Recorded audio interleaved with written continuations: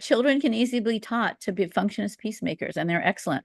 A kindergartner came to me, and she said she wanted to be one. At that time, I just had training for third, fourth, and fifth graders.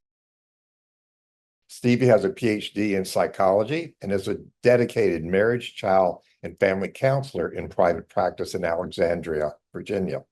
Stevie's extensive background includes roles as a social worker in the migrant fields in South Florida, and she's a professional school counselor. She's also been a university professor specializing in intercultural and interfaith communication and conflict resolution in Virginia and in Hawaii. Introduced to the Urantia Book during an Interfaith festival in Honolulu in the late 70s, Stevie has formed lasting friendship through her active participation in study groups and in conferences. In a presentation entitled The Challenge of Family Conflicts, Stevie delves into the wisdom of Jesus and the Urantia Book, drawing from personal experience, listening prayer, and the practice of forgiveness. She explores the teachings and models of Jesus presented in his life and family, focusing on the ideals and challenges of family life, particularly concerning faith and religion. Stevie. Wonderful to see you guys. So thank you for coming. I'm going to be talking to you about the challenges of family conflicts. And I get to work in that field as a marriage and family therapist. And of course, a lot of the families that come to me are asking for help. But I want to talk about the wisdom and teachings of Jesus from the Urantia Book. What a wonderful example, and some personal experiences. So the ideals of family life in the Urantia Book, it talks about it. The family is the building block of civilization, the most effective of all social groups, the master civilizer. And it's the unit where parents and children learn all these wonderful lessons of patience, tolerance, forbearance, altruism, service, and how to listen to each other, how to solve problems, and focus on commonalities. It's really important. And this is a picture of my mom and me when I was little.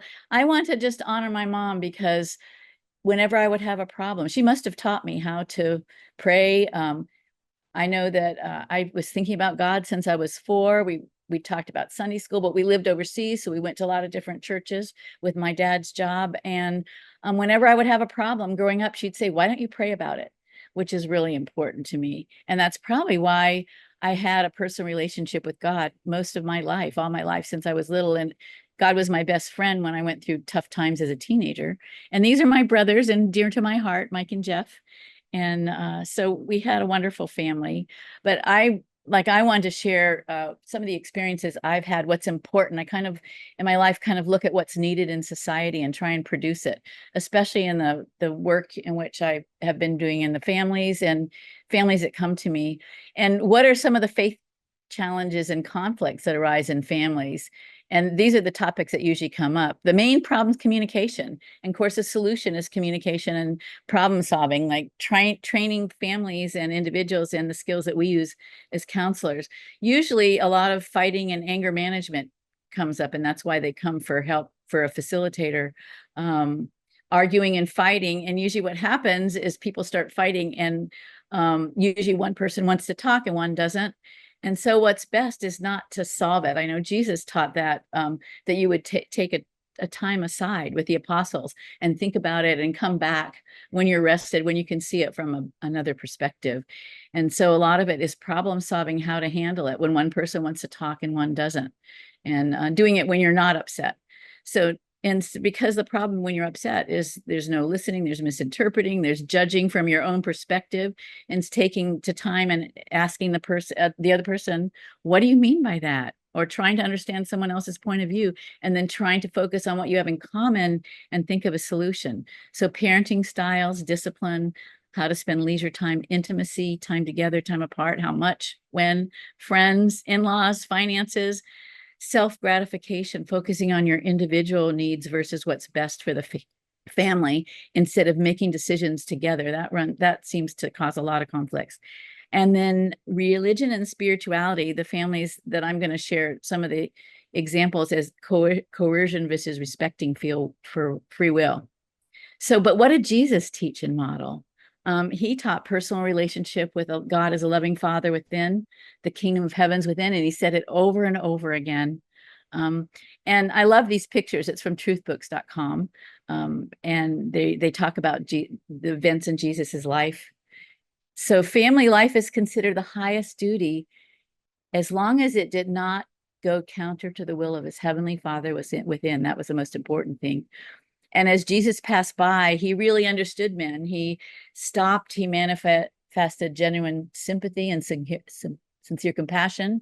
He never was in a hurry. He took time to comfort people as he passed by, and he made people feel at ease.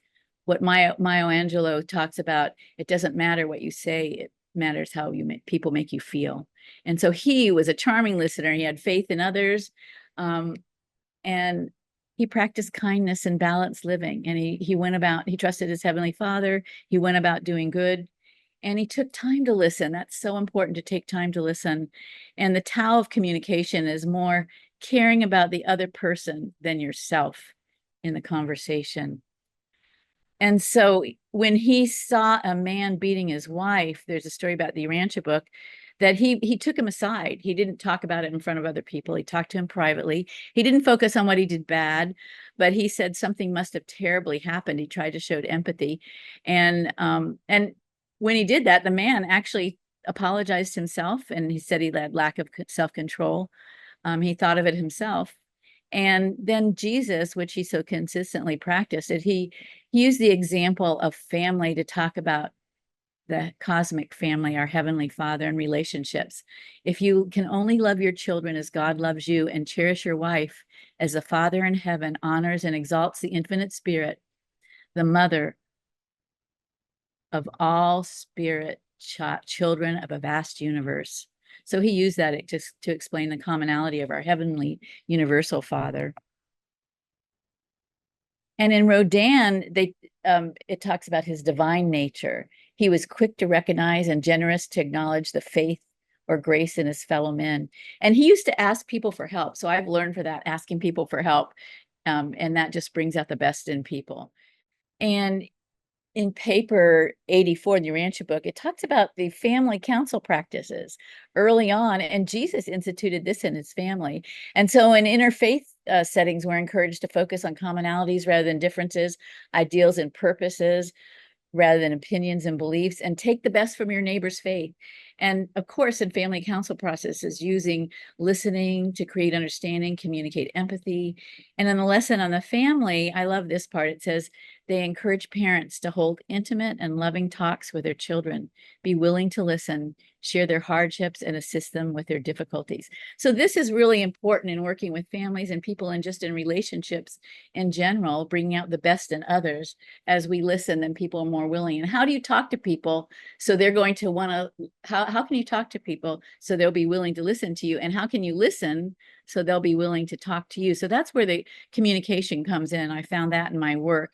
It's really important. Also, living in Polynesia, it's evolving in our planet, the use of family council sessions, including prayer and forgiveness. And so a lot of the island cultures, they've had to learn to live together over a long period of time. So these processes of family problem solving, including prayer and forgiveness, have evolved in the cultures, and they have them, like I'm going to talk about the Ho'oponopono to make things good later on. And also in Samoan culture, they have Tatatalanga, how to talk within the family, and Ifanga, how to resolve conflicts between families and in communities. There's restorative justice. There's a lot of wonderful things about family council processes evolving in our planet. So what works? So Urantia book talks about how everything in lasting civilization has its roots in the family. The family was the first peaceful group, learning how to adjust antagonisms and teaching peace. And children can learn this. I've had peer mediation programs in schools for years, and the children are brilliant. They can solve problems. So teaching individuals and families the skills that we use as cultures, and how to facilitate balanced living as a way of managing stress. And I found that's what I found work with families with that. in terms of what goals they want to have. How can they have a balanced life to manage anger and stress? That's one of the things that we have to work on a lot individually and then as a family. And, you know, what do they want to work on physically, mentally, emotionally, spiritually, environmentally, morally? Those different goals in those areas to work on how to create a path forward in terms of balancing living. So I've been doing that wherever I go with parenting in schools and families and churches. The skill training, and also helping them help themselves while respecting their free will. Practicing worship for the purpose of service, being prayed before I work with someone, and before working, meditation, effective communication. Reflective listening is really important, training people, I statements rather than you messages, thinking of solutions. And there's a couple focusing on commonalities. Jesus did that all the time instead of differences as a way of coming to solutions. And then hands-on skill training. The best one I found that I tend to use over and over again is effectiveness training. And I don't know if you remember a long time ago, parent effectiveness training, leadership effectiveness training, teacher effectiveness training. It's a brilliant way of teaching hands-on skill listening where you actually practice it. And then I messages instead of you messages, starting your statement with an I rather than a blaming you messages. Teaching that in schools is a good start. And then training people, international workers, and skills for interfaith dialogue programs in communities. And this is evolving in our culture. In 2004, the Parliament of World Religions actually had focused on, their theme was on attentive listening, and they published Pathways to Peace, the wisdom of listening. So skills, it actually focus on roadblocks and skills like your door openers, parenting, empathetically stating another person's underlying feelings. This is from Thomas Gordon. And then I statements, just basically rather than a blaming you message. And these basic skills, you've heard of Maslow's hierarchy of needs, talking about that you have to have a foundation of different needs before you can move to stages of faith. So it would be, safety needs, and then physiological needs, safety needs, self-esteem needs, and self-actualization and stages of faith. So, but these are really important in terms of communication, and this is important for families. So there's a wonderful problem-solving process. It's so effective and efficient. And so method one is authoritarianism. And what happens is, that brings about resentment, especially if parents use it, resentments from children. Permissiveness, then the parents resent the children. And so you want to use mutual problem solving. And there's a wonderful, no matter how many people you have, this is a really effective method of listing all the possible solutions. You take one problem at a time, because families probably argue about everything, and couples argue about everything at once, and then they don't get anything done. So you want to focus on one issue at a time, list all the possible solutions, but you're not allowed to evaluate during that process. And then you cross out the ones that you don't like. If one person doesn't like it, even in the family, gets crossed out. And what you're left with is what everybody agrees on. So it really is an efficient process of building commonality. If you run out of solutions, you just go back to brainstorming solutions. But I think that's so effective. Let's see. Okay, I want to talk about some personal examples where I used a lot of these skills in facilitating mutual problem solving in families where they had religious and spiritual conflicts, and using prayer and forgiveness. And the first one was a young girl who was about 17, and the issues was in her family, the issues that came up were personal relationship with God or following traditional practices. Of course, Jesus taught personal religion within relationship with God, and then also religious freedom, free will versus surrendering to the will of God.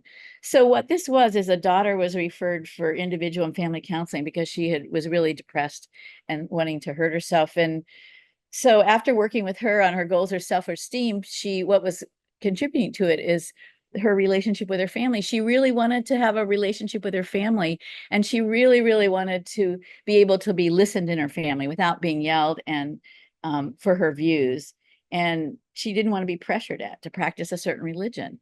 And so what was important is that to the daughter is to have religious freedom and not to be yelled at and told she was going to hell. And after working individually with her to process her emotion, getting self-esteem, we practiced some of these skills, like how could she use an I message? How could she listen? How could she actually facilitate a dialogue with her parents about these important topics, religious and her spiritual freedom. And so we worked on that a lot using these skills.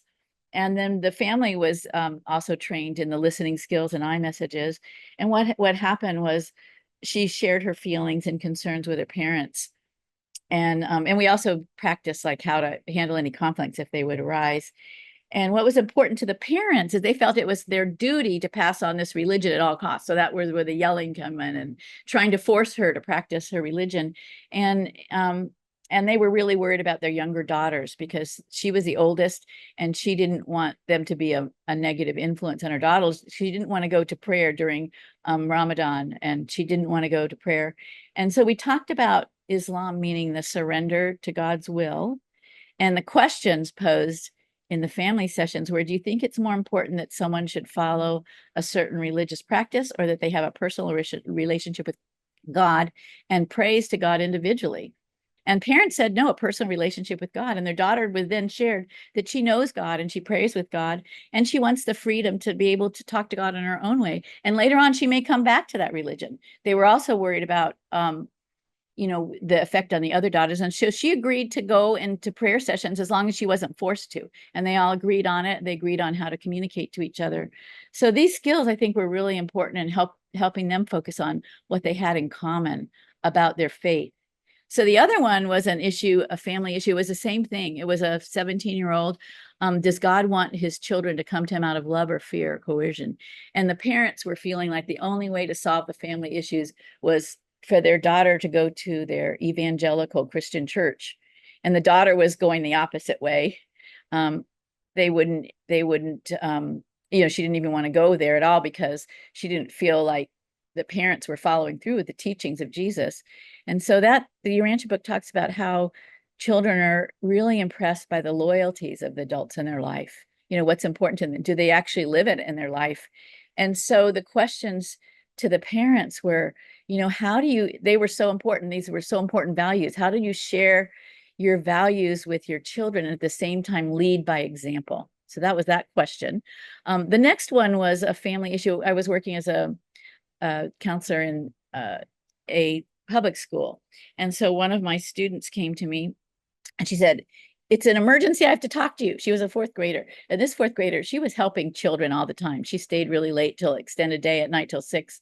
But she was always bringing children that had problems to me as a counselor and asking for help, helping them. But this time I brought her out of class and she said she was really upset because she'd seen an angel. And she didn't know if it was something bad or something good. Was she reassuring her? Is everything? Her parents were going through a divorce. And so I first prayed because I was in a public school. And then what came to me is just to handle it like I would any other solution. I help people to help themselves. I don't want to give advice. If someone asked me for advice, I would say, if it were me, I would do this or this or this. But what do you think? Ask yourself within. What does yourself say? So anyway, so what we did is we brainstormed, how could she solve this? How could she answer this for her question? Should she talk to her parents? No, she didn't want to do that. We did the brainstorming process. Should she pray? Should she have to talk to her father? Should she talk to her mother? What should she do? And so she decided that she wanted to pray about it. And so she left and she was fine. Of course, as a counselor, sometimes I'm really willing to listen, but she solved it for herself. And she came back the next day. She had drawn a picture of the angel. She'd also heard angels singing. And she just decided that what happened after praying is that the angel was there to reassure her that everything was going to be okay in the divorce and everything was going to be fine with her family. And then I had a book that I found. Oh, and she had seen a vision of an angel carrying 2 children over a graveyard. And I found a picture in a book about angels. It was by Hans Christian Andersen. But in order to share the book, I'd have to ask her mom for permission. And she didn't like that. She wanted to make the decision on her own, but we agreed. So we brainstormed how we were going to talk to her mom. And should she talk to her by herself? No. Should I talk to her? No. Should we do it together? She wanted to do it together and she would do the talking, but she just wanted me there for support. So she shared this with her mom. I was worried about it. How she was going to handle it, but it was fine. And the mom she listened, she handled it really well. She goes, if it were me, I would enjoy it.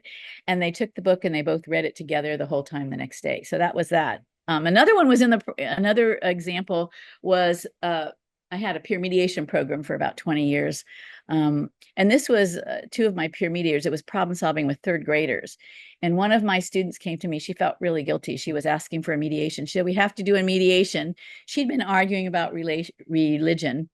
And so what happened was she and her friend, these are third graders, were discussing the commonalities between the Quran and the Bible, and two boys came up and started yelling that they have to have Jesus as a savior. She got really bad. She goes, I don't even believe in your Jesus, but she felt bad. And that's not true, because in Islam, there's an acceptance of Jesus. But I had to use these skills again, and we did a mediation. And one of the things that came up was finding what could they all agree on, focus on what they had in common. And one was that God was really big. They all agreed, yeah, God was really, really big. And that I remembered the story about, if God was an elephant, Jesus might have explained how big God was. For maybe he used the head, and he just explained that part of the elephant. And Muhammad might have explained the back, and how to his followers. And Buddha would have talked about the rest of the elephant, and so far, and they all agreed, and that was fine. They decided to apologize to each other, and they wanted to be friends for others. So that was a happy ending for that. But children can easily be taught to function as peacemakers, and they're excellent. I had one time I made an announcement over in the school if anybody was interested in becoming a peer mediator, and a kindergartner came to me. I remember she's an American Indian, and she said she wanted to be one. At that time, I just had training for third, fourth, and fifth graders. And I said, well, we don't have one yet, but maybe next year I can start as a first grader. So I started one for first and second graders. And in Virginia at George Mason University, they have an annual peer mediation conference. They have one for elementary school and one for high school. And so we went, and the conference organizers were really nervous. They were upset that I brought first graders. They couldn't read, but they could mediate. And anyway, they were excited, and it helped them learn to read. But we had to do a mediation, and we agreed that I wouldn't bring first and second graders, but I could bring third and fourth and fifth graders. Anyway, children can easily be taught to function as peacemakers. So I wanted to talk about family problem solving that's evolved in a lot of different cultures. And one is in Hawaii, it's ho'oponopono, to make things good, to make things right. And you start with a prayer, and you discuss the problems, you think of solutions, you agree on, and there's a facilitator, usually the elder, but one of the things that I found is really helpful is, after you agree on the solutions, as you're closing, you agree to kala the problem. So in their culture, they believe that whenever there's a relationship between two people, it forms an invisible energy cord, a positive one, a negative one. So you want to cut the negative one. You can visualize it. You can cut it with a scissors. You can cut it with your hand. You can brush it off yourself. You can picture brushing it off the other person, just a nonverbal one. And you agree not to bring up the problem again. And you end with a prayer of thanksgiving. And so, of course, in Hawaiian cultures, it's expected that you forgive. It's the right thing to do, especially for the good of the family. That I've worked with domestic violence and a lot of really tough problems in families. And the hardest one was a fourth grade girls group, because they wouldn't let go of the problem. And so I kind of brainstormed and figured, well, I'm going to try this ho'oponopono. Would they agree to it? First of all, you have to agree on a process. I think it's really wise to agree on a process that you have in common, even the process, what you're going to do. And so we talked about the stages and the call out the problem, and then we used it, and it seemed to work. And the person who had a hard time giving up the problem, kept bringing it up again. As she left, I said, well, what do you think about it? She goes, Miss Shaefer, we agreed not to bring it up again. So I was really pleased about that. I think that's been really helpful. I wanted to actually do a forgiveness process right now, just to actually, instead of talking about it, just have us close our eyes, and I'll lead you through it. Usually we'll picture someone or a relationship that you want to have healing, and then we'll work through the process. And then we'll do the kala the problem. And then one of the things that's important is blessing the other person, or asking God or Jesus to bless the other person, and then blessing yourself. I used to leave myself out, but actually forgiving myself and blessing myself, having God or Jesus bless myself. So that's really important. So why don't we close our eyes right now? And I'm gonna bring us out with a prayer too. So let's kind of close our eyes and take a deep breath. And breathe in peace and relaxation, and breathe out peace and relaxation. Picture yourself surrounded with light and love, kind of a yellow white light. And as you breathe this in, breathe it in through the top of your head into your heart. As you breathe in the light and the kind of having the sun in your heart, but let any tension go out the bottom of your feet. So just kind of breathe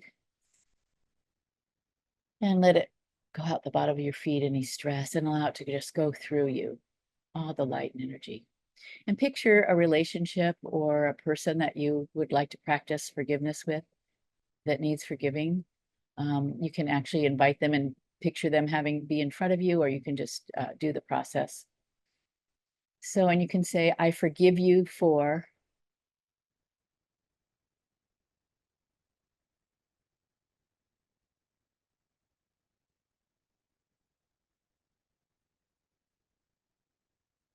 And I forgive myself.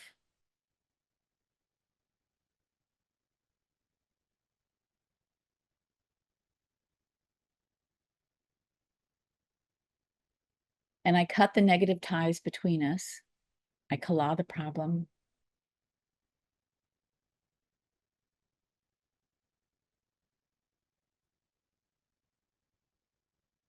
Breathe in peace and relaxation.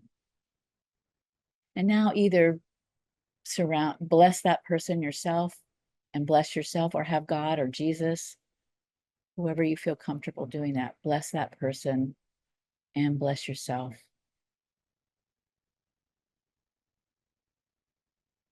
And then surround the relationship with light. Breathing in peace and relaxation and breathing it out.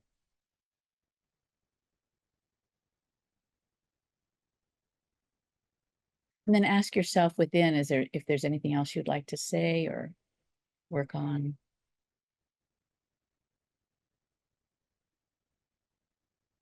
And thank yourself and the other person for working on this loving process that Jesus taught us. Breathe in peace and relaxation. And breathe it out. Let the sun come straight into your heart.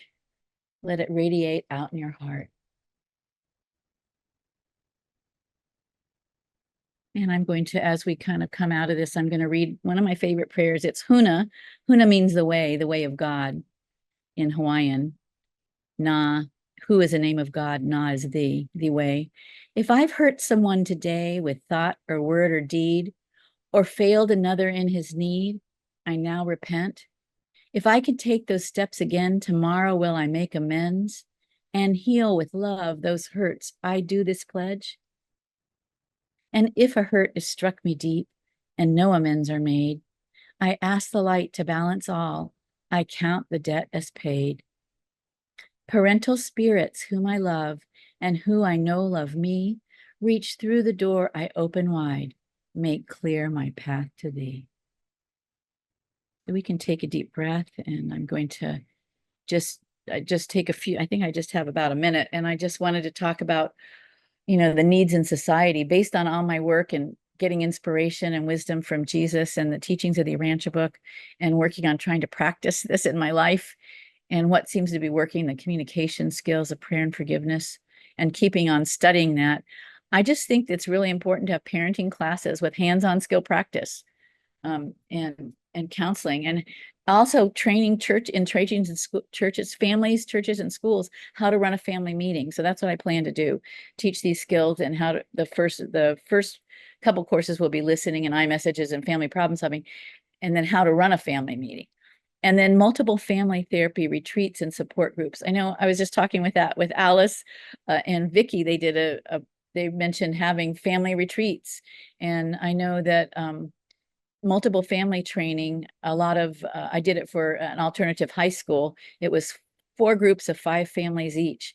And a lot of the teenagers would not want to go to, they don't want to be in a family therapy session because they're on the hot seat usually. But when there's other teenagers there, that works. And so we first started out by having groups of teenagers mothers and fathers, which they had a chance to relate to each other. Then there would be cross-parenting when they didn't feel comfortable talking to their own parents. And then as the group evolved, they would do problem solving in their own families. So it was a wonderful program to build these skills and also to build community. Interfaith dialogue programs where I can share about later if we have time in the panel, where the participants are co-researchers. And I did that in my school community. And what they had in common, we had all different faiths. We had from all different countries. And we had translators too. And what they all cared about is learning these communication skills so then they could share it with their children.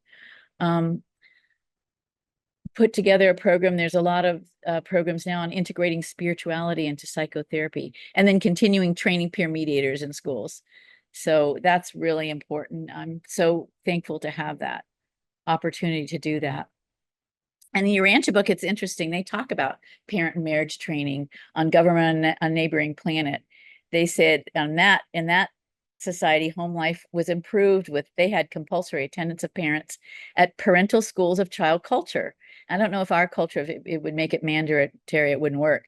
But after the age of 20, permission to marry is only granted after 1 year's notice of intention, after both the bride and groom present certificates showing they've been duly instructed and the parental schools regarding the responsibilities of married life. Well, I think it's so important to have the training, whether or not it's mandatory, but we can share that for those who are interested and inspired. And I think I love doing premarital counseling. That's so exciting. So I'm just so appreciative, and I'm sure that anyone listening is. It was a lot of fun stories about the kids. Oh my gosh, the stories are so sweet. Panel, won't you please join us? Richard Rallier. I understand you've been involved in study group for 25 years in Las Vegas, and that you use the principles and concepts in your professional life. Oh, yes. In my personal and professional life, I just, I mean, it's the first, let's say 15 years was like trying to understand it. Then once I thought I understood it, I mean, it's just naturally I want to start sharing it. And so most of my waking life is dealing with patients or surrounding environment of patients. And it seems like, they come in with spiritual needs, and of course I've got the standard psychiatric training and which I'm somewhat compelled to see them through the lens of the DSM-4 or 5. And but that doesn't really address them as humans and as people. And they come in, so many of them come in with spiritual problems and issues. And so I try and move through levels of, well, where is this person at in terms of something? I try and make a contribution to their life, whatever it is, but anything that's going to work. Thank you. Thank you. Yeah, and sometimes it's medication, and sometimes the medication is what they need and it works. But a lot of times it doesn't, and it causes problems. But so I've been like honing my spiritual connection skills, for the last 10 years. And a lot of patients really connect with me on that level. And it just becomes a natural part of the session. And I'm no longer a psychiatrist. I'm no longer a therapist. I'm a person, human to human. I become a minister. Nice. And there's no one format. I've tried just about everything. I'm sure. And I mean, I've done family therapy, not too much of it, but the individuals come in with all kinds of family problems. So I get involved in family issues just about all the time. Stevie, I'd like to start this off with just telling you that your opening with Jesus grabbed my attention right away and something you could relate to immediately, and closing and using a bookend for a prayer on there was just was just phenomenal. That was just Thank just a wonderful way to open and close, irregardless of the content, the wonderful content in between. And Thank your One Huna of my prayer, favorite things. Go ahead. your Huna prayer, the first time I read it, it brought me to tears. It Mhm. was lovely experience. And Thank you. Thank you. and yeah, a lot of family counseling, a lot of tips that can actually be incorporated into family life. There's no doubt about that. And I would, you talked about family meetings, and I know earlier Joyce and Dave talked about that also. And just a short story. I know when our kids were little, we used to have family meetings, and there were 4 kids, and there were 6 of us, and so we brought them in on making the rules for the Yeah. family, for themselves. Mhm. And this was really something. They made the rules, and then they decided on the consequences for breaking the rules. We Yeah. didn't do that. And we had to like tone them down because they were very harsh on the consequences because they didn't think yeah, that they they would do are. anything. They are. They're harder than we are on Oh, consequences. I indeed. found that. Well, yeah, we had to overrule some of them. We're not okay. And no flogging. Yeah, but there's so much wisdom in that, because the research even shows that if people are involved in planning and thinking of solutions, they're much more willing to follow through with it rather Mhm. than an authoritarian model, or anything like that. And you want to kind of keep the mutual problem solving as much as you can on all parts of it. That's great. And Steve, on your family counseling end, could you see any similarities in what you've done in the past and what Stevie's doing now? Well, I didn't work in counseling. I worked in homes with elderly people and helped them get services, personal care and that kind of thing. So I didn't really get to work with the family. All my family work has been my personal counseling when I was younger. And then, having a family close by that gets together regularly, and we share with each other everything that's going on. I tell my kids the biggest blessing that you can give a person, a parent, is to grow up and be a good parent, and then love your brothers and sisters and want to be with them. I said, that is the biggest gift I've ever received, other than the Spirit and Marcia, of course. Right, Marcia. Yeah. So and you really don't, you don't take credit for that kind of thing. It's kind of like it just, you pray through your whole family life and you ask God for help, because there's all kinds of things that will come up that you don't know how to deal with. And you always get an answer. When Jesus said, ask and you shall receive, I mean, he promises us that we will receive, and we always do. And that's really why I agreed to join you. And I'm very impressed with the format, and Stevie's is just a sweetheart. Her spirit must be very, very happy with her. all that she's doing, is just wonderful. Stevie, it's good to see you again. Thank you. I remember seeing you though in the heart of the mountain retreat in North Carolina. Oh yeah, that's right. Well, thank you, Steve. Joyce, do you have anything to add? Well, it's interesting to hear the different case studies and what works, and in different circumstances, different things will work. But I think having those real life case studies help people understand, the same model doesn't work for everyone, but the same components need to be there. So thank you for sharing that. Thank you. Yeah. Yeah. I think, I used to do, before, when I was in private practice, I used to do home visits, and it was like going into a different country, each family. And what's interesting is, I just started back in the public schools as a part-time counselor. They needed some support, and I'm delighted to be there.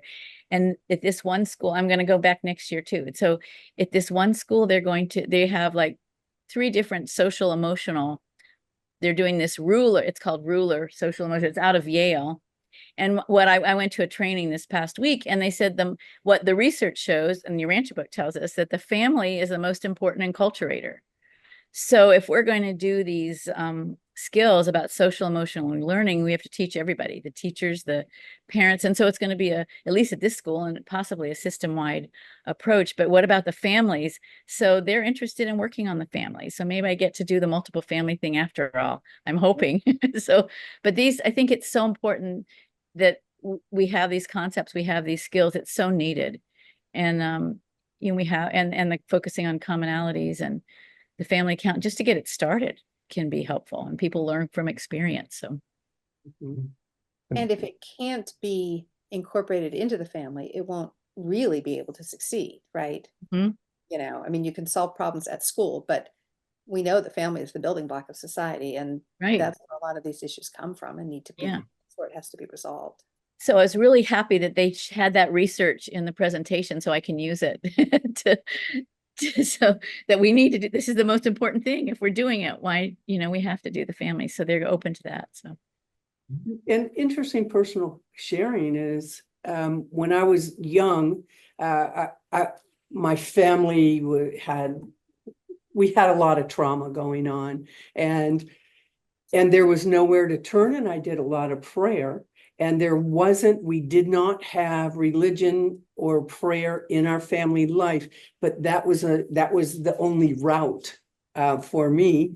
And when I turned, I don't know, 18 or something, the Spirit grabbed me. The Spirit grabbed me, and I am totally convinced that it stemmed from that trauma that pushed me to prayer and built that spiritual insight or magnet, as I mentioned earlier. Steve, you were mentioning something about listening skills, how important that is. Yeah. To develop listening skills. And Richard, I know you use that a lot in your practice. Is that correct? You have to. Yes. Yeah, I have to. And there's different levels listening, different frameworks of listening. And Can you explain that a little bit? I don't know. It's something that you realize when you're doing it. I mean, there is a theory of different levels of listening that's out there in the psychoanalytic world, but basically it's different points of view. So for instance, listening like from a standard diagnostic point of view, that's one level.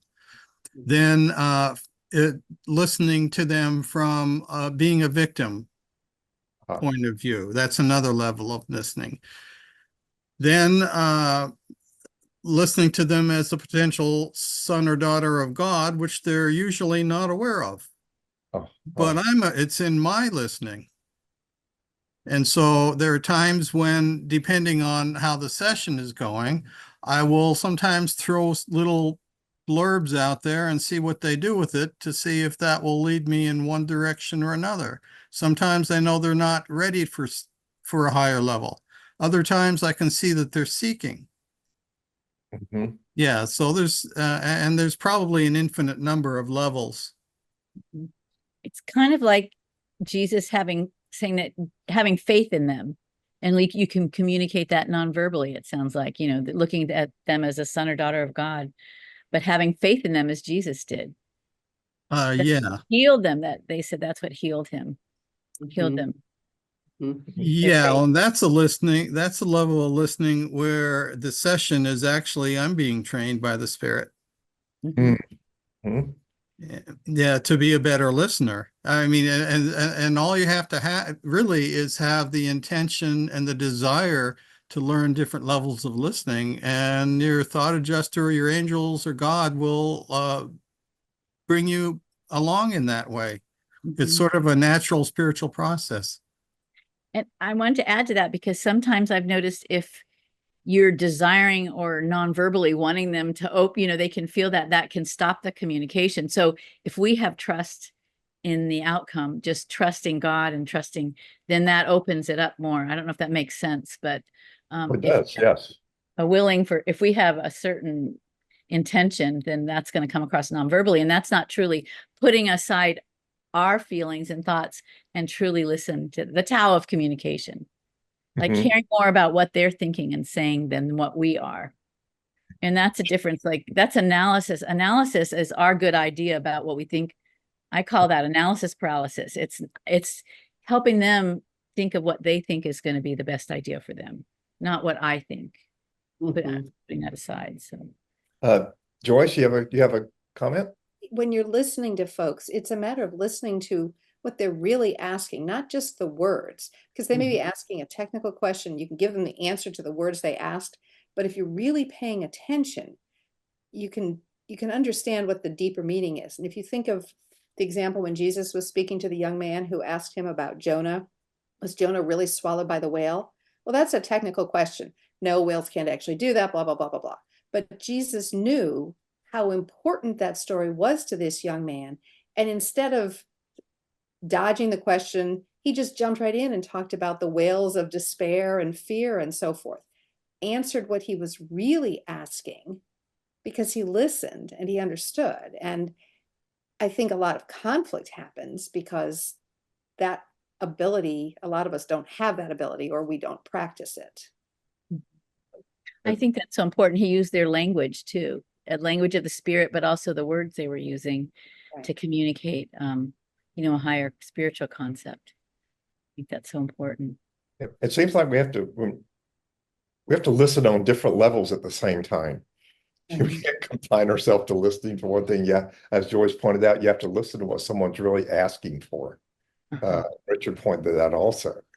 So listening within, like sharing a time, sharing the spirit with someone as you listen and like just counseling, active listening where you repeat what they said, don't say anything else.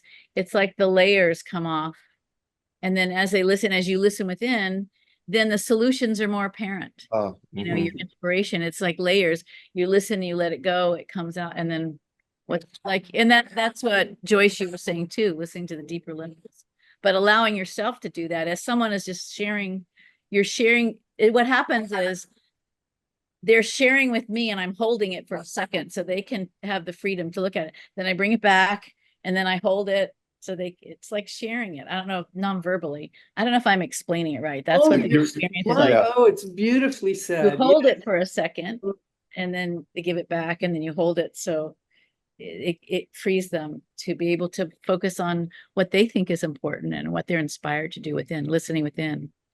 And if you're thinking of men and women, we've talked about the fact that they're essentially two different subspecies, right? And they won't necessarily understand each other. But if each party shares, then the other person, you have to communicate to say, well, you may not understand me, but this is what I need or want in this particular instance. And you listen to the other party. And again, that's a way of avoiding in a good way, right? Preventing conflict, because we each have an obligation to explain ourselves, recognizing that, no one's going to read my mind. And I think, unfortunately, some people expect that. Oh, he didn't figure this out about me. I guess he doesn't care. Well, did you tell him?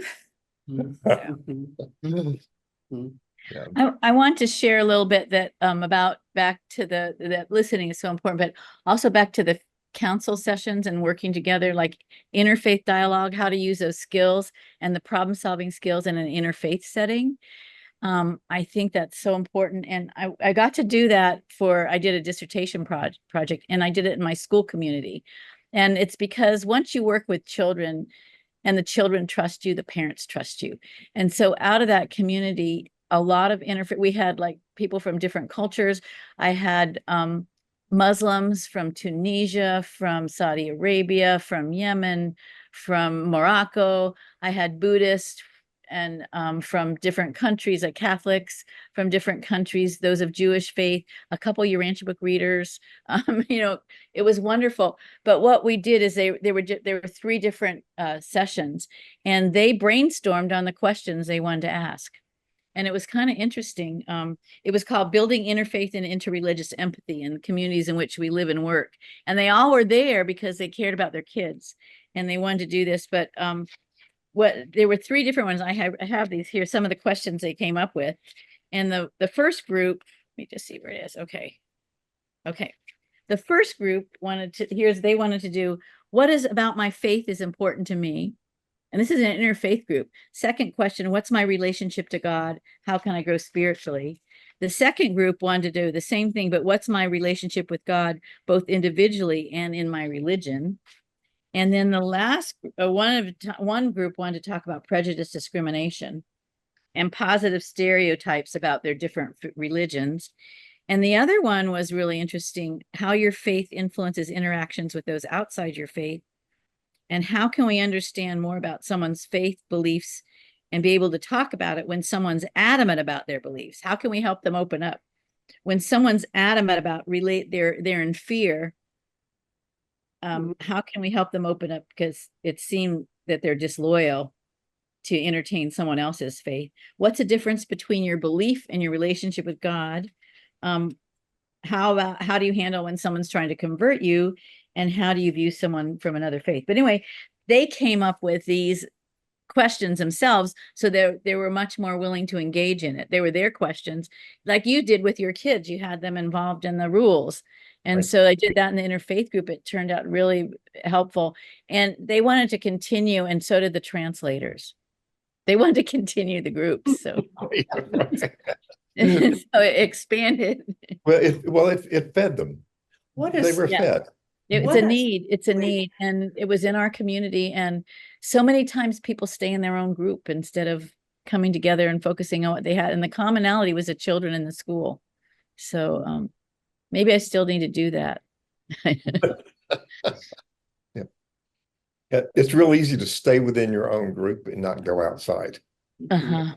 It's I it's think, really- just interfaith in communities is so important and so rewarding.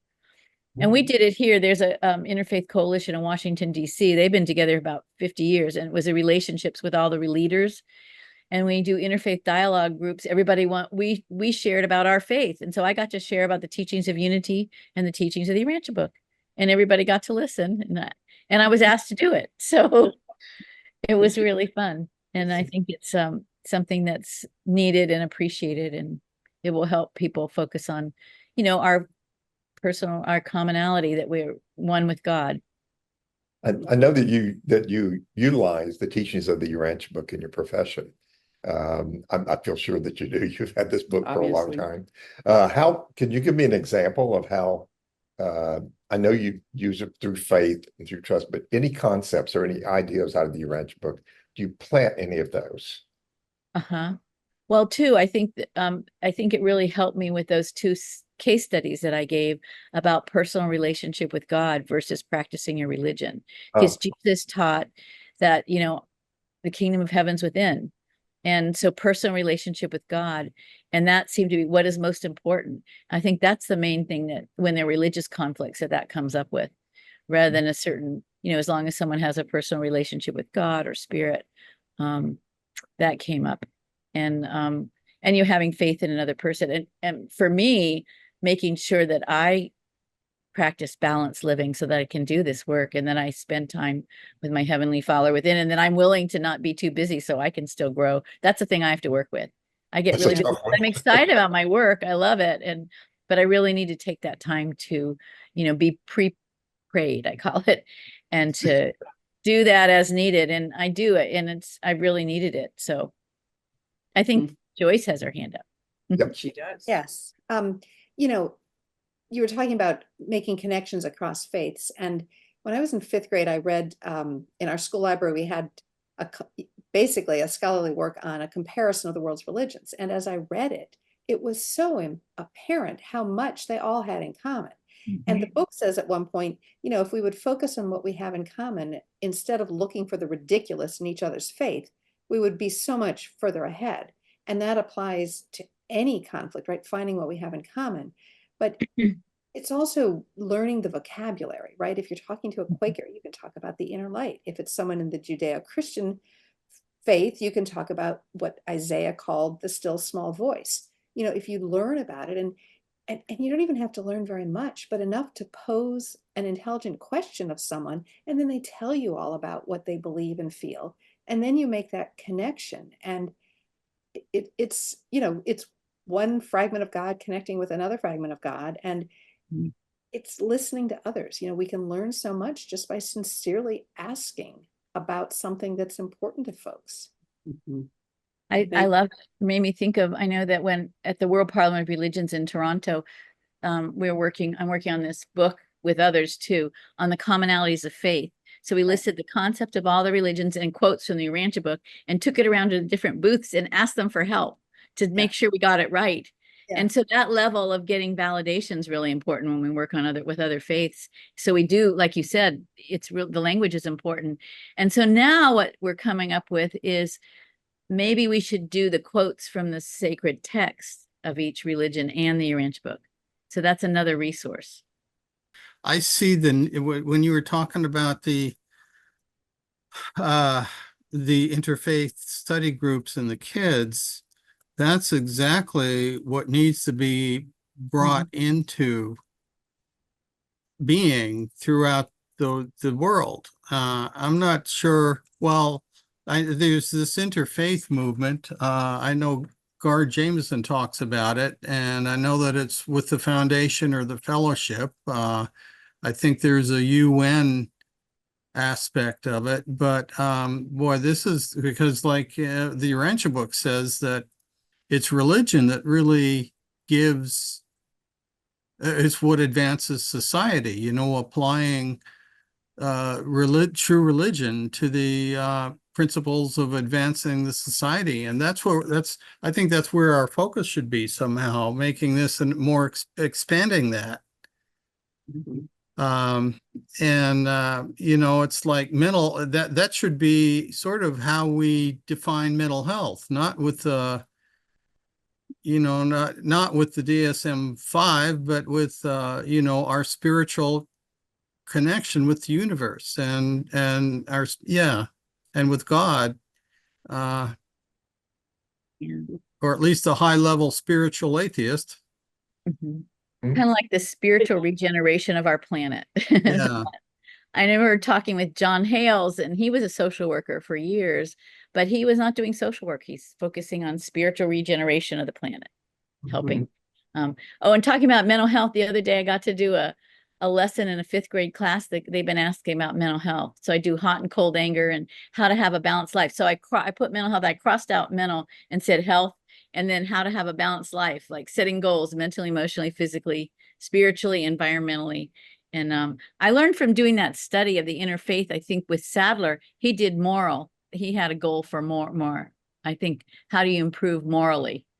So I have to figure out that one. Yeah, I think that's the key that I think we as therapists should be expanding in that direction of where is the ethics and morality? You know, I think that's where we as mental health workers should be, you know, showing leadership in. Yeah. Yeah, I know there's a whole movement. I took a course and did a program for counselors on integrating spirituality into psychotherapy. And it's interesting, how do you get the conversation around to spirituality? And they talked about different words. I still have to study it, but it was all new. But it was like there's words that people say, even though if they don't have an outward, you know, direct talking about spirituality, there's talking about what it reminded me what Joyce was saying, getting to the underlying. So if they use words like hope, that has a quality of spirit in it. You know, different words that have quality of hope, you know, kind of desire, you know, there's some things that you can bring that around to. I have to study more about it to talk about it. So So far, so I've good. read recently that atheists have as many near-death experiences as believers, which is interesting. And it's almost like that could be a connection into well, you know, it's not just something made up, apparently, if everyone can go through that. And that's a positive, I mean, they're positive experiences. At least no one talks about thinking, you know, dark spirits are coming for them. yeah, that's interesting. Well, I always heard the definition of atheist is atheist has a concept of God. They just don't believe in it. But they have a concept that they don't believe in it, their own concept. So talking about what the concept is, you know, kind of interesting. But that's again focusing on the commonality too. You took that right out of my head. That word was stuck right in my head when you pulled it out. that's, Richard was expressing the importance of interfaith. And that's what my understanding is. Interfaith, you focus on commonalities in there, between groups, not differences, but, but commonalities are there. Well, there's apparently a college in Italy that the Catholic Church runs, but a lot of Muslim scholars attend because they have found that regardless of, like modern Italian secular society, the Catholic believers and the Islamic believers have more in common with each other than they do with non-believers of their own culture. Because if you're a person of faith, it's transformative. Yeah, that's great. That's interesting. The difference between beliefs and your life. Yeah. That's what goes into detail. I mean, I can't remember it all, but there's a big difference between faith and belief. Belief is a system, and faith comes from within. That I found that the story about the spirit of religions at the Urantia lectures, to share that in interfaith settings and also in conflict resolution settings, because they're doing a lot of conflicts with faith, is that there was a faculty of 30 and they had only 2 rules they had to follow through.